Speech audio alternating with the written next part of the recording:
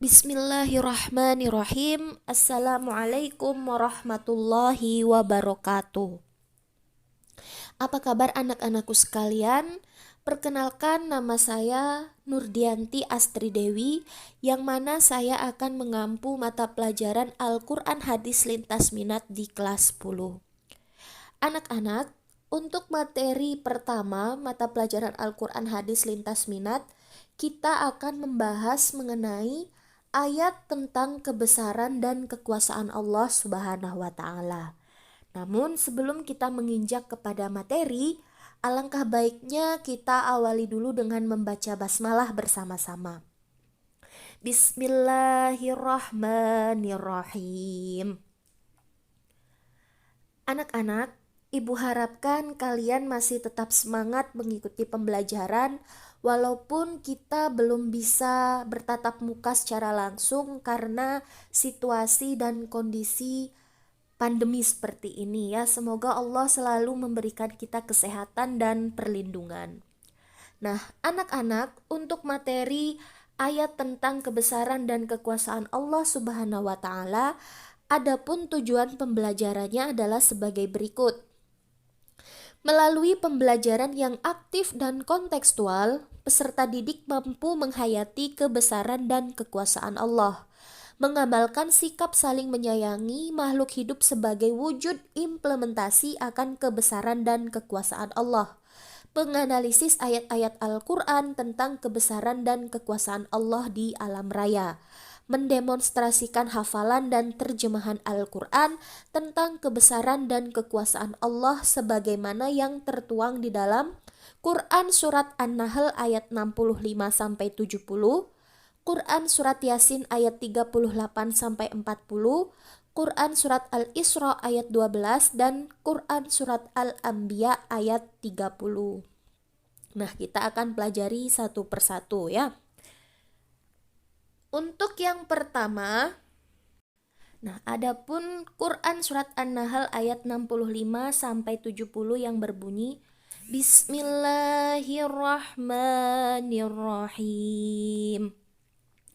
Wallahu anzala minas sama'i ma'an fa ahya bihil arda ba'da mautiha. Inna fi dzalika laayatan liqaumin yasma'un. Al-ayah.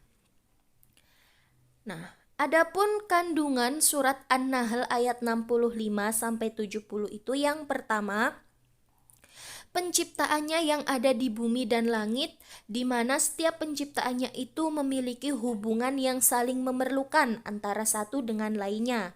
Hal ini membuktikan bahwa Allah Subhanahu wa Ta'ala telah menghendaki fungsi dari setiap ciptaannya. Pasti ada kesamaan dan perbedaannya.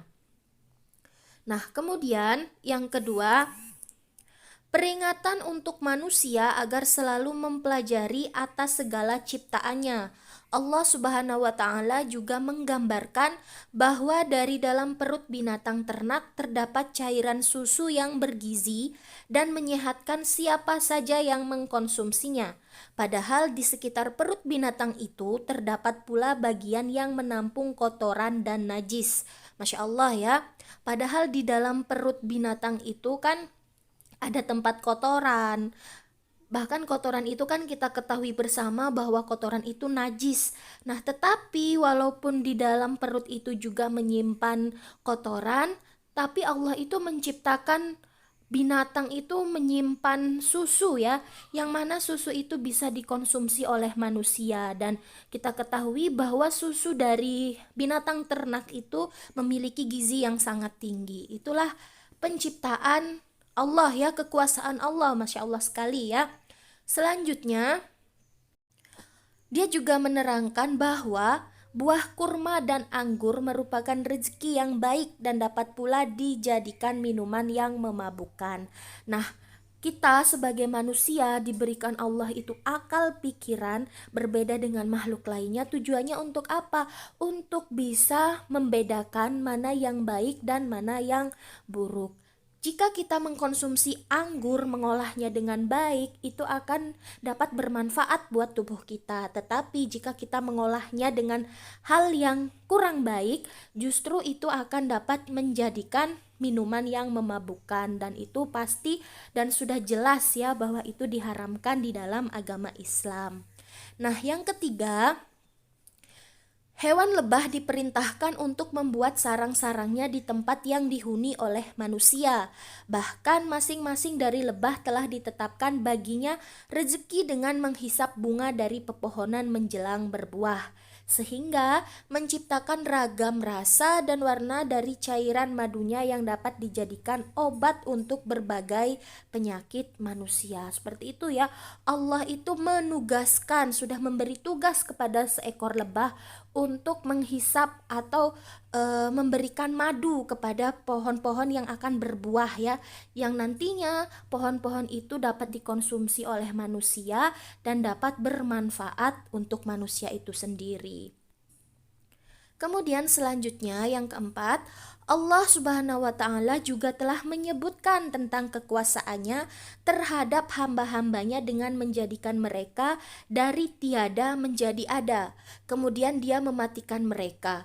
Namun ada pula yang sebelumnya mereka diberi pengetahuan, kemudian daya ingatnya memudar sehingga menjadikan mereka pelupa atau pikun dan tubuhnya menjadi lemah. Nah, kalau kita ingat kembali ya, dari apa manusia diciptakan? Manusia diciptakan dari air yang hina ya. Kemudian Allah kasih daging, Allah kasih tulang. Di dalam Al-Qur'an penciptaan manusia itu sudah ada ya, sudah dijelaskan. Nah, nanti Allah hidupkan dan Allah juga yang akan mengambil nyawa manusia tersebut. Ya, Allah juga yang akan mematikan. Jadi dari Allah kita hidup dan kepada Allah lah kita akan kembali. Jadi kita di dunia ini tidak ada yang perlu kita sombongkan. Karena apa? Karena semuanya milik Allah, semua kekuasaan Allah. Jika Allah berkata kun fayakun, maka seketika itu pula semua akan terjadi. Yang terakhir, adapun tujuan dari bukti-bukti kebesarannya itu hakikatnya memberi peluang kepada manusia untuk menggali potensi akalnya secara maksimal. Manusia diajak untuk memikirkan kejadian-kejadian alam yang ada di sekitarnya, termasuk turunnya hujan dari langit yang dapat menghidupkan kembali tumbuh-tumbuhan kering sekalipun atau menyuburkan kembali kondisi tanah yang sudah mati atau tandus. Nah, manusia apakah bisa mengairi tanah sebegitu luasnya yang ada di permukaan bumi? Tidak bisa ya. Kalau Allah itu berkata kemarau, maka kemarau akan kita alami ya. Tapi kalau Allah sudah berkata kun fayakun, turun hujan, maka tanah yang sudah mati, pepohonan yang sudah mati akan hidup seketika jika Allah sudah berkehendak. Seperti itu ya. Kemudian yang selanjutnya, Quran Surat Yasin ayat 38 sampai dengan 40 yang berbunyi, A'udzu billahi minasyaitonir rajim. Bismillahirrahmanirrahim. Wasyamsu tajri li mustaqarril laha, dzalika taqdirul azizil alim. والقمر قدرناه منازل حتى عاد كالأرجون القديم لا الشمس ينبغي لها أن تدرك القمر ولا الليل سابق النهار وكل في فلك يسبحون. Yang mana di dalam Quran Surat Yasin ini terdapat kandungan ayat sebagai berikut. Yang pertama, pada ayat ini Allah Subhanahu wa Ta'ala menampakkan kemahakuasaannya berupa rekayasa terhadap peredaran matahari yang tetap pada pusat edarnya. Menurut Ibnu Abbas radhiyallahu an dan Ibnu Mas'ud radhiyallahu an bahwa matahari tidak pernah menetap dan diam, bahkan ia selalu beredar di waktu siang dan malam tanpa istirahat. Kalau bukan karena kekuasaan Allah, bayangkan jika matahari dan bulan saling bertabrakan ya, entah terjadi apa dunia ini ya. Karena kekuasaan dan kebesaran Allah, maka bulan dan matahari punya tugasnya masing-masing, berputar sesuai dengan jalannya masing-masing. Selain itu, Allah Subhanahu wa taala telah menjadikan bulan beredar pada garis edar atau orbit agar memudahkan manusia untuk bilangan tahun dan perhitungan waktu lainnya. Nah, pada permulaan bulan, ia muncul dalam bentuk yang kecil.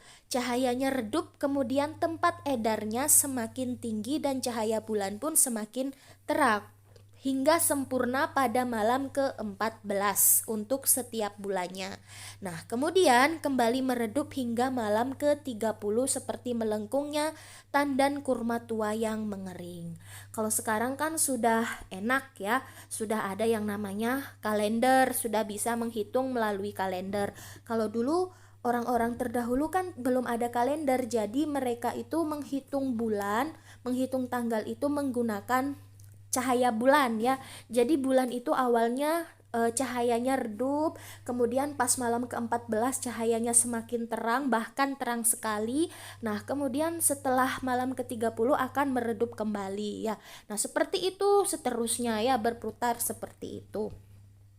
Nah, kemudian adapun antara matahari dan bulan itu masing-masing telah mempunyai balasan waktu yang mustahil dapat melebihi atau mengurangi balasan itu. Apabila matahari terbit, maka secara langsung bulan tenggelam dan begitu pula sebaliknya. Sehingga tidak mungkin jika malam hari terjadi dalam kurun waktu 24 jam ataupun siang harinya, sebab keduanya telah beredar pada tiap-tiap garis edarnya, seperti pengengkol pada mesin tenun yang ikut berputar jika mesinnya berputar pula. Nah, itu ya, jadi Allah itu sudah memberikan tugasnya masing-masing. Jadi Allah itu sudah memberikan tugasnya masing-masing. Jika bulan terbit, maka matahari akan tenggelam. Jika matahari terbit, bulan yang akan tenggelam. Begitu juga sebaliknya ya, terus-menerus seperti itu. Allah sudah memberikan tugasnya masing-masing. Tidak mungkin bulan itu ada selama 24 jam ya. Matahari juga tidak mungkin ada di malam hari ya. Karena Allah begitu kuasanya, begitu besarnya sudah mengatur perjalanan antara bulan dan matahari. Nah, yang ketiga yaitu Quran surat Al-Isra ayat 12 yang berbunyi A'udzu billahi minasyaitonir rajim. Bismillahirrahmanirrahim. وجعلنا الليل والنهار آيتين فمحونا آيات الليل وجعلنا آيات النهار مبصرة لتبتغوا فضلا من ربكم ولتعلموا عدد السنين والحساب وكل شيء فصلناه تفصيلا. Yang mana di dalam Quran surat Al-Isra ayat 12 ini terdapat kandungan ayat bahwa Allah Subhanahu wa taala telah menampakkan dua tanda kekuasaannya kepada manusia, yaitu pergantian waktu malam dengan waktu siang. Waktu malam diperuntukkan manusia untuk beristirahat, sedangkan di waktu siang digunakan untuk manusia bertebaran mencari nafkah. Silih bergantinya siang dan malam itu dimaksudkan agar manusia dapat menunaikan kewajiban dunianya dan akhiratnya secara adil dan khusyuk. Jadi manusia itu tidak diperintahkan untuk tidur terus-menerus, juga tidak diperintahkan untuk mencari nafkah terus-menerus ya. Tetapi ada kewajiban lain yang harus manusia jalankan, yaitu menunaikan kewajibannya sebagai manusia, yaitu untuk beribadah ya, menunaikan kewajiban dunia dan akhirat secara adil dan khusyuk. Nah, malam merupakan waktu yang paling tepat untuk menenangkan pikiran dan hati dengan meningkatkan kualitas ibadah seperti zikir, doa, dan sholat tahajud atau sholat malam ya. Begitu pula siangnya, di mana seseorang dapat beraktivitas dengan semangat dan penuh optimis sebab ketenangan jiwa yang telah diupayakan saat malam harinya. Nah, dengan adanya perbedaan waktu itu, manusia dapat dengan mudah menghitung tahun, bulan, minggu, dan harinya termasuk usia yang telah dilaluinya. Tidak hanya itu, kemudahan lainnya adalah upaya penyusunan kalender yang bisa dilakukan untuk setiap awal tahunnya. Dengan demikian, semua aktivitas manusia di dunia ini dapat dilakukan dengan terencana dan terukur hasilnya. Seperti itu ya. Jadi Allah itu sudah mengatur segalanya. Yang terakhir yaitu surat Al-Anbiya ayat 30 yang berbunyi A'udzu billahi minasyaitonir rajim. Bismillahirrahmanirrahim. Awalam yaral ladzina kafaru annas samawati wal arda kanata radqan fafataqnahuma وجعلنا من الماء كل شيء حي أفلا يؤمنون.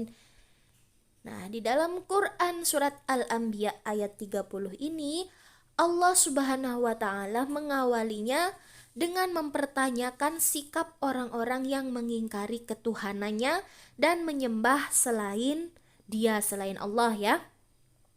Sikap ini dibuktikan dengan tidak adanya perhatian mereka terhadap ciptaan Allah. Nah, berupa asal mulanya langit dan bumi yang saling menyatu dalam kesatuan, lalu keduanya dipisahkan menjadi 7 lapis langit dan 7 lapis bumi. Allah pula yang memisahkan antara langit terdekat dengan bumi yang mengandung sehingga langit itu dapat menurunkan air hujan yang dapat menjadikan bumi menjadi subur. Nah, rekayasa alam yang menjadi bukti kekuasaan Allah ini bukanlah fenomena alam yang biasa yang bisa diabaikan ya. Sebagai orang yang beriman, hendaknya manusia menjadikan fenomena luar biasa itu untuk menambah voltase kehambaan diri kepada Allah Subhanahu wa taala sebagai sang pencipta dan perekayasa alam semesta beserta isinya.